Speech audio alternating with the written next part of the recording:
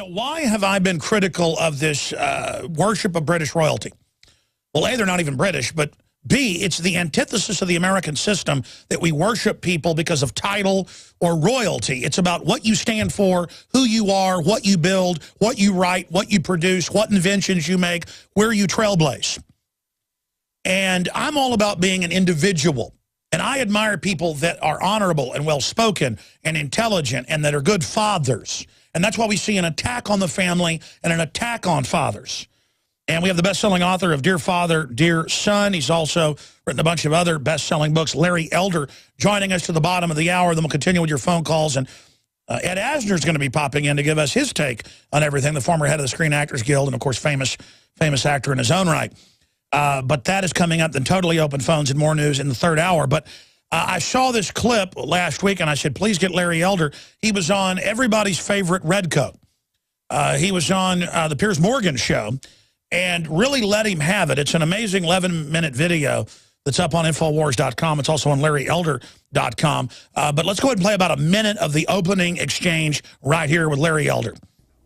I was, because you weren't doing her any favors by condescendingly trying to convince her that she's a victim. This is a young lady who didn't apply herself, a 19-year-old who's still in high school. Instead of saying, young lady, take this as an opportunity to take stock of your life, you treated her like she was a victim. And that's how you're doing this whole thing about race and racism. 7,000 murders last year, Pierce, of black people. Almost all of those were committed by black people. Since Trayvon Martin has his unfortunate death, there have been 480 blacks killed in Chicago alone. 75% of those crimes have been unsolved. Where are the cameras? Where are the shows? It's outrageous to act as if Black America should fear some non-black guy stalking some black kid at night. The likelihood of a black person being killed by a non-black person is extremely remote, which is why this became a big national issue in the first place, Pierce. Right. It's perfectly possible, as we have shown so many times. And again, 94%, Justice Department numbers, black on black. And it's like they found an Easter bunny or a leprechaun or a pot of gold or the unicorn, the mythical creature, the racist white person. And I know there's racist white people. I don't run into a lot of them. When you run into them, they're big losers, folks. Their whole identity is about race, and that's why they're usually failures. Winners want to be around winners. And that's why royalty disgusts me. Obama's the new royalty because of what color he is. He can do no wrong. It's the same thing with these British royals. What have they done? But lecture me about carbon all day. I don't like Obama, and I don't like the Queen of England either. Larry Elder, do you get where I'm coming from with that? Of course I do. And Alex, I gave him facts. It is an unfortunate fact that blacks are 12% of the population. You throw out the women, you're talking about 6%. Throw out old people and young people, you're talking about 3%.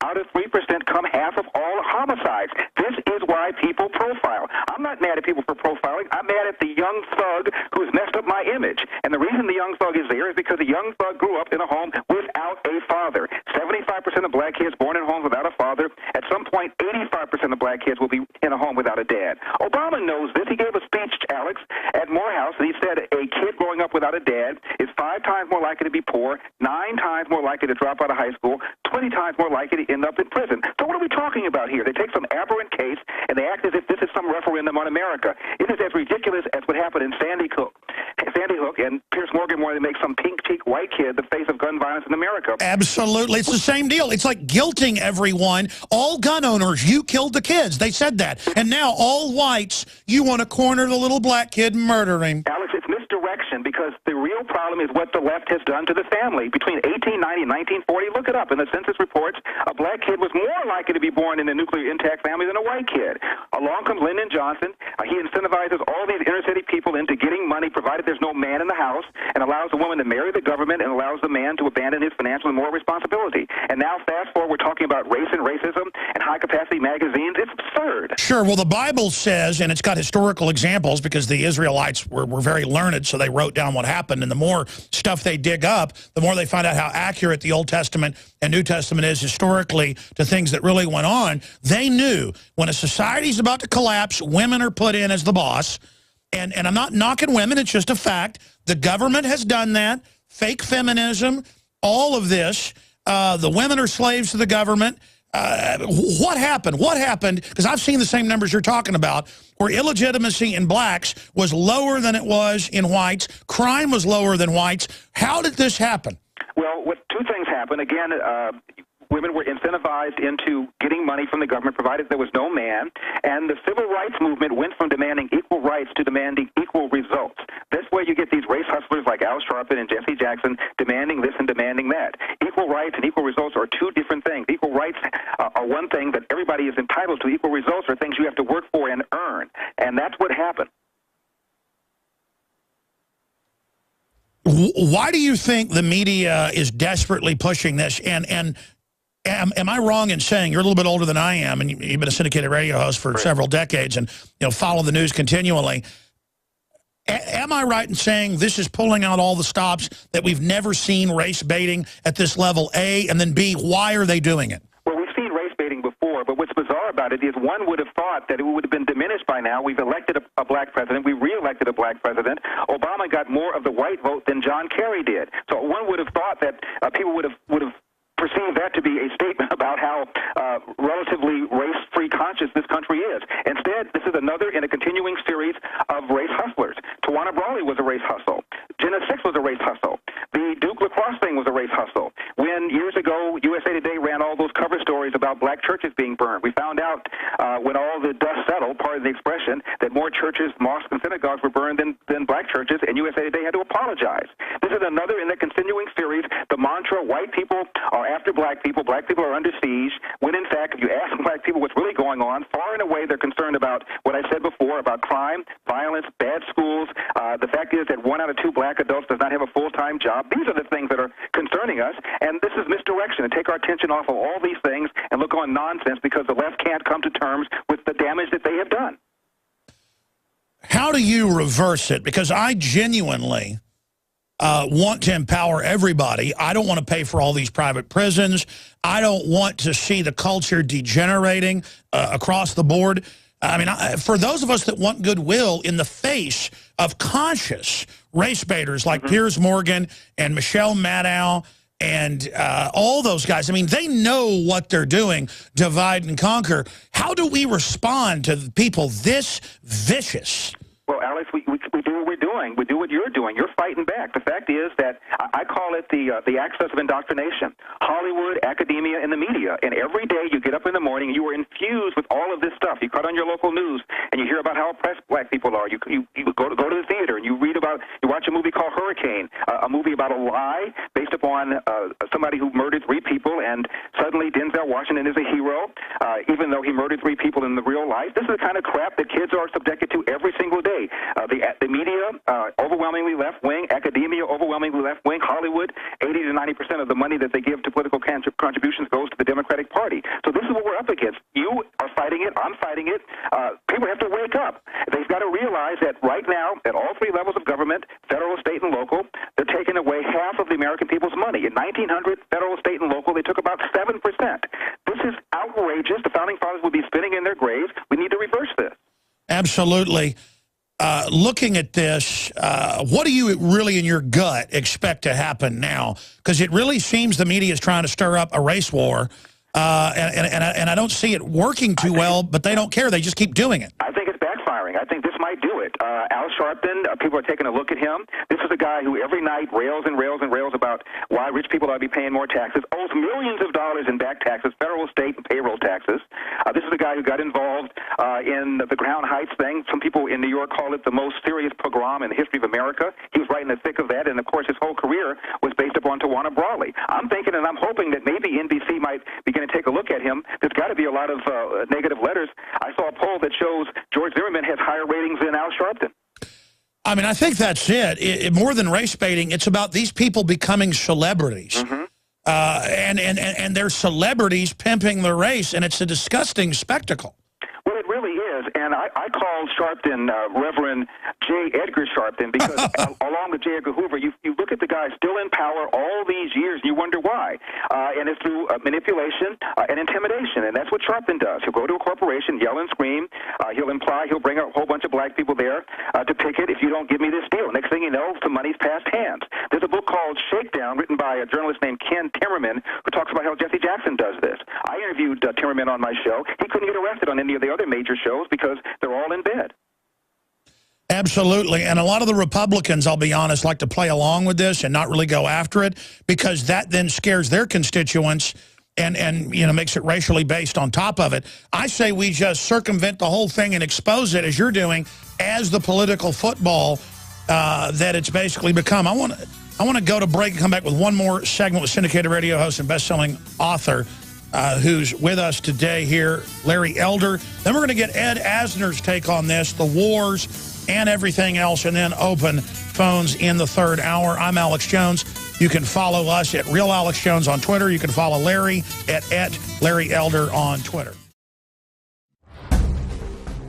As we saw in Katrina, and as we are watching now in New York and New Jersey, the federal government can't and won't help you in a crisis. FEMA ran out of water and MREs in days. Electricity is still off to over 1 million people. The Red Cross, who is quick to beg for money, is now slow to react. Don't put it off any longer. Get prepared today. While you're on InfoWarsShop.com, check out these other great preparedness items. The Aquapod kit lets you store up to 65 gallons of water in your bathtub. The Pocket Socket provides you with manual electricity for small electronics like your cell phone. The Life Straw is great for your bug-out bag. And check out our complete line of Interfood products for great tasting and nutritionally dense foods that have a great shelf life. If you are looking to secure your home in a crisis, you can order Strategic Relocations, the film, a great companion to the book Strategic Relocations 3rd edition, and The Secure Home by Joel Skousen. When the time to perform arrives, the time to prepare has already passed. Get prepared now, so if a crisis strikes your home, you and your family will be secure. Go to InfoWarsShop.com.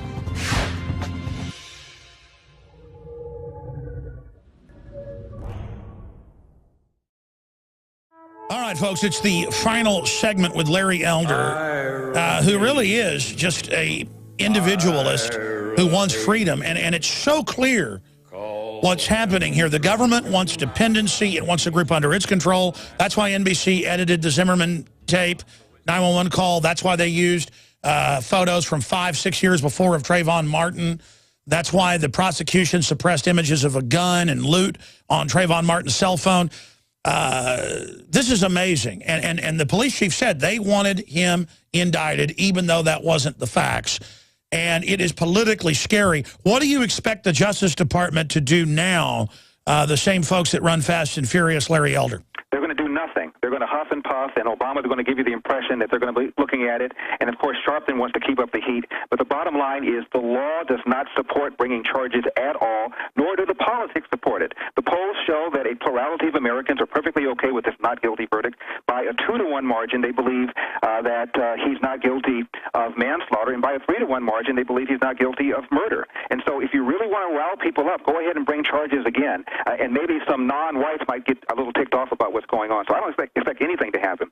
And Alex, may I just say one other thing, too? Obama gave a bunch of anecdotes about how black people are being oppressed in this country. If you walk by a car, you hear a car door lock, a woman clutches her purse, you're followed in the department store. All of those things, of course, have happened to everybody black that I know of, including me.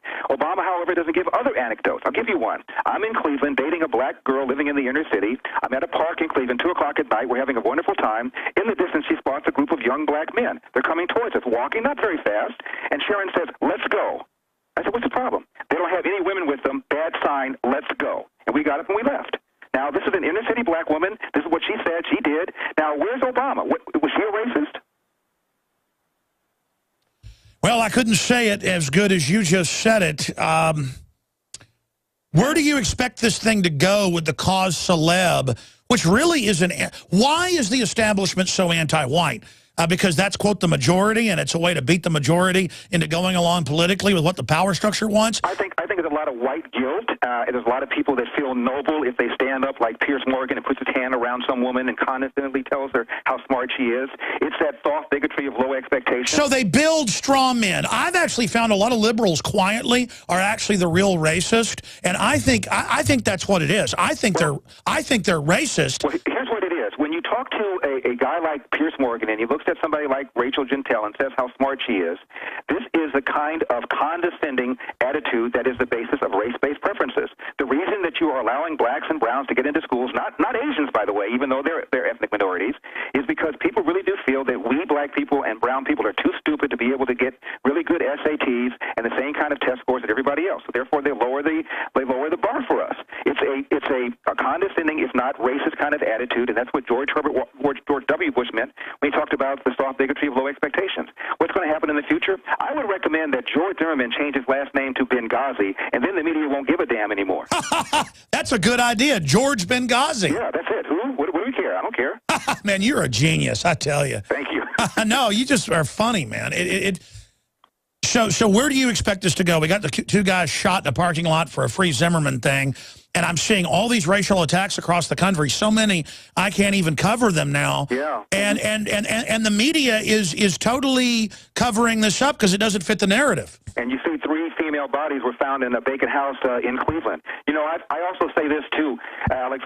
If we had a few more George Zimmermans, maybe we'd have a few fewer Ariel Castros. I thought we wanted people to be proactive. Hillary writes a book that says it takes a village. Janet Napolitano tells us, see something, say something, and then you do so, and you're a knuckle-dragging racist gone out of profiling. So I can't figure out what they want. Well, when it's all said and done, it looks like a lot of white people are going to get killed over this. And where is the media on that? I mean, I agree with you. I think they've gone a bridge too far. I think that even if they're successful stirring up a race war, that this is the beginning of the end. And I think it's the last gasp of the big race pimping. I think it's still going to go on, though. I think so, too. And I think people are pointing out the hypocrisy. A few years ago, there was the most brutal double homicide that I've ever seen in Knoxville, Tennessee. 4 black people, mid-20s, raped, tortured, and murdered 2 young white students in the most graphic, heinous way I've ever heard. Very little coverage. And these are the kinds of things people are beginning to point out and point out the hypocrisy. Well, I mean, a black lady grabbed a 10-year-old kid and burned him to death with a torch for no reason in Houston. No media coverage. And again, I'm not even hyping this up because I don't want to create a bunch of division. But when it's such hypocrisy, I mean, you've got to cover it. In Arizona, black guy in his SUV with his fiancée. Latino on foot crosses in front of him. Black guy accuses the Latino of cutting him off. They get into a dispute. A black guy pops him one time in the chest. Black guy's not arrested right away. Latino's family has to agitate to get arrested. Nobody cared. Ultimately, the guy got arrested, but nobody cared because the race of the shooter was the wrong race. It's amazing. It doesn't fit the script, right. The narrative. Larry Elder, thank you so much for spending time with us. We'll talk to you soon. My pleasure. All right, there goes Larry Elder, folks. We'll be right back. Now you can watch the InfoWars Nightly News streaming live as it happens for free. Check it out at Infowars.com/show.